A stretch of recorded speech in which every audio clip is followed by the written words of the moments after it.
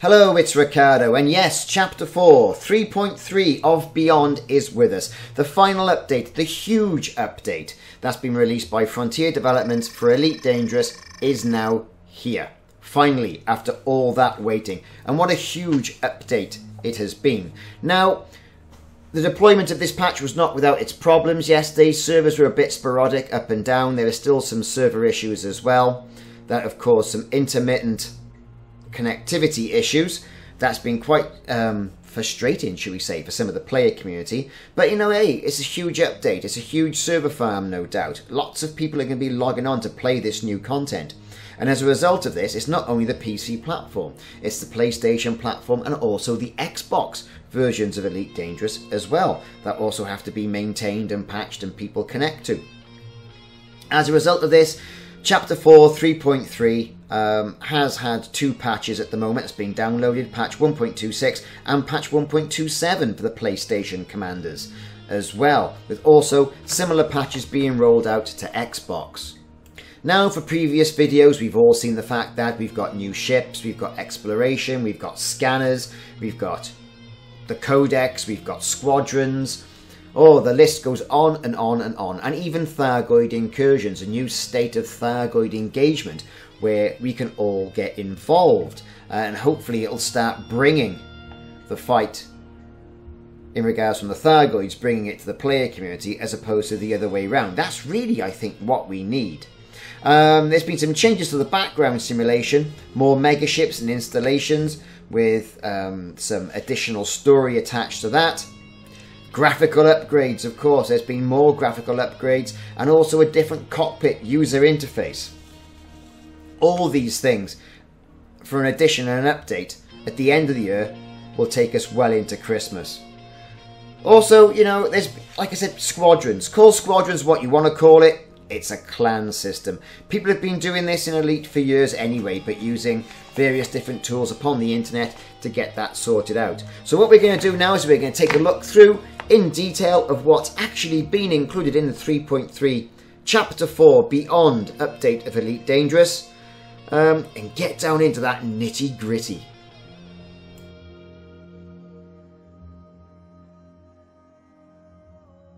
Yes, folks, exploration has had a huge update, and perhaps one of the most, I think, game-changing aspects is the scanner. Now, the Discovery scanner has been upgraded to include access to the new Full Spectral System, or the FSS scanner mode. Now, the FSS scanner mode can be accessed from a different cockpit mode, which is completely different to what we've seen before in the game, where you walk in, honk the horn, fly up to the planet, scan it, and then have to go around to do a Mark 1 eyeball then on the surface to find all these different structures. Well, all that's changed.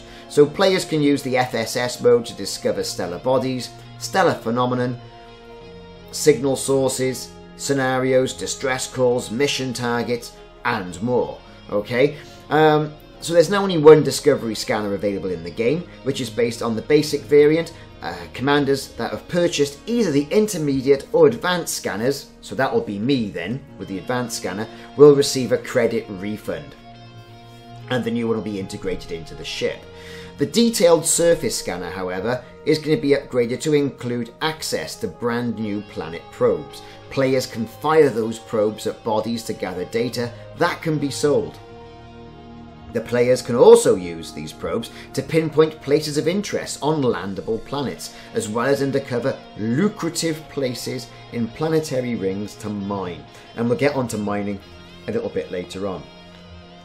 Each body has a probe efficiency target, and if the player maps 100% of the body using either the same or less than the target, they are awarded a bonus. What that bonus is going to be, I dare say it's going to be credits.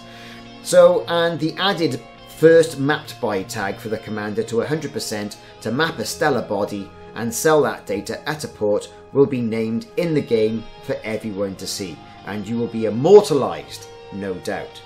Players will be able to map Sol, will not be able to map Sol or Arachna or Alioth, as these systems are already fully mapped. Well, no surprise there. And a revamped look of the bonus pop-up when selling data has also been included. Again, we've mentioned credit bonuses and things like that. And they do say in the patch notes, they have added new things to find. Are they alluding to the space phenomenon, or is there going to be something else they've kept squirreled away that we're not going to know about? Who knows? Only exploration and avid commanders are going to find this out. So the Codex. The Codex has been added now to the internal right-hand panel of your ship's new user interface.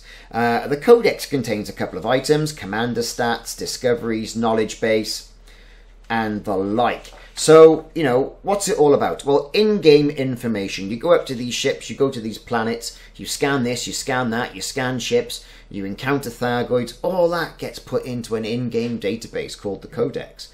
Logs that are important to, you know, to you, so you don't forget all the things that happen. Building the in-game lore. It logs important player statistics like time played, how many times you've been shot, how many people you have shot, how many times you've been... The list goes on and on and on. I'm not going to go through all this. It's been dramatically covered, I think, on the internet and on YouTube by other players. But, you know, session log records important game events for players to review.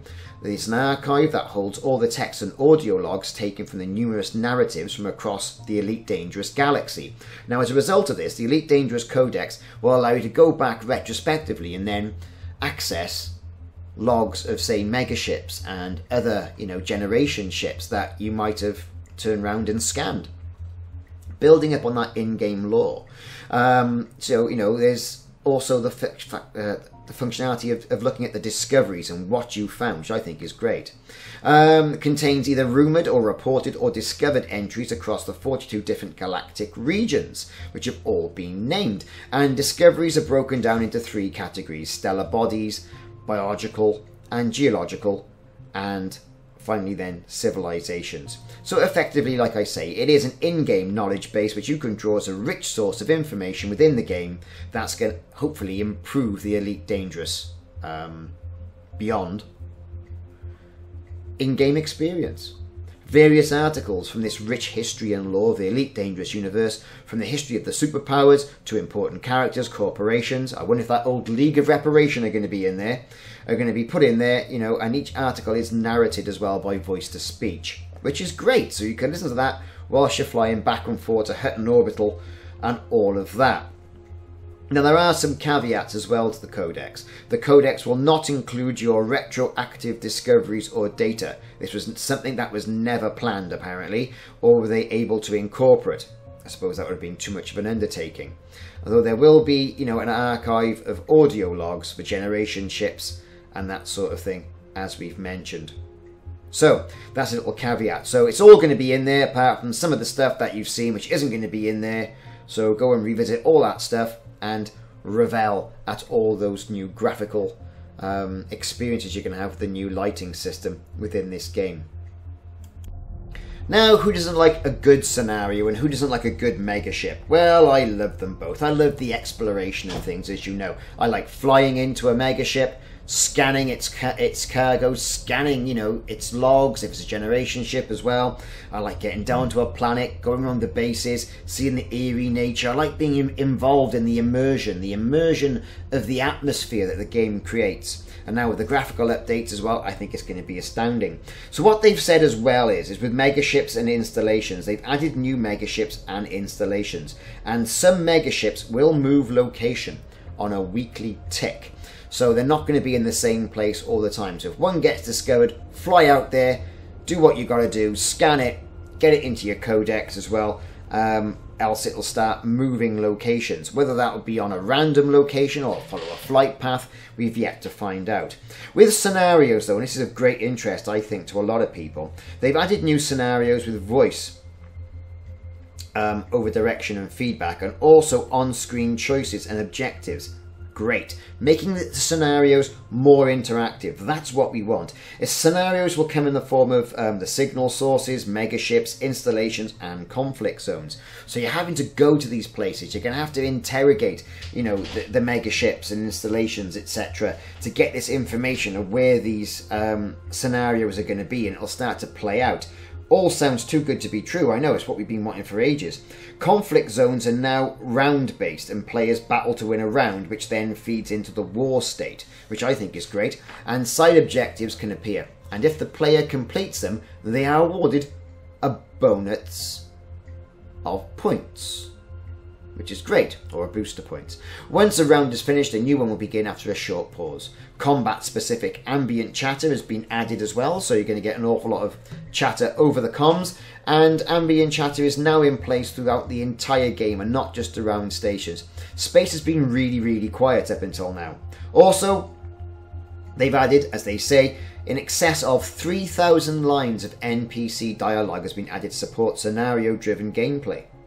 All this is too fantastic and too amazing to believe. Is this the game we finally wanted? They've really sort of, like, I think so far, come up with the goods.